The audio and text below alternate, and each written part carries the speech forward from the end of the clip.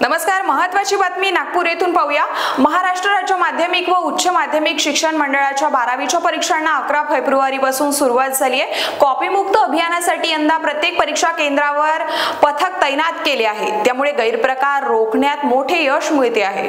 तर परीक्षेतील गैरप्रकार रोखण्यासाठी शिक्षण मंडळाच्या वतीने 44 भरारी पथके तयार करण्यात आलेली आहे। यंदा प्रत्येक जिल्ह्याच्या ठिकाणी 5 भरारी पथके आहेत। याशिवाय कॉपीमुक्त अभियानासाठी जिल्हाधिकाऱ्यांच्या अध्यक्षतेखाली महसुली विभागाचे भरारी पथकही प्रत्येक परीक्षा केंद्रावर नजर ठेवून आहेत, त्यामुळे गैरप्रकाराला आळा बसत आहे। आणि याचे एक उत्तम उदाहरण म्हणजे परीक्षा दरम्यान एका तोतया उमेदवारांना पकडण्यात भरारी पथकाला यश आले। शिक्षण विभागाच्या भरारी पथकाने 12वीच्या परीक्षेदरम्यान कारवाई करत एका तोतया परीक्षार्थीला रंगेहात पकडले आहे। या घटनेमुळे परीक्षेला पारदर्शकतेबाबत मोठे प्रश्नचिन्ह निर्माण झाले। याबाबत शिक्षण विभागाने कठोर पावले उचलण्याचा इशारा दिलाय, तर या तोतया परीक्षार्थाविरुद्ध गुन्हा दाखल करण्यात आलाय।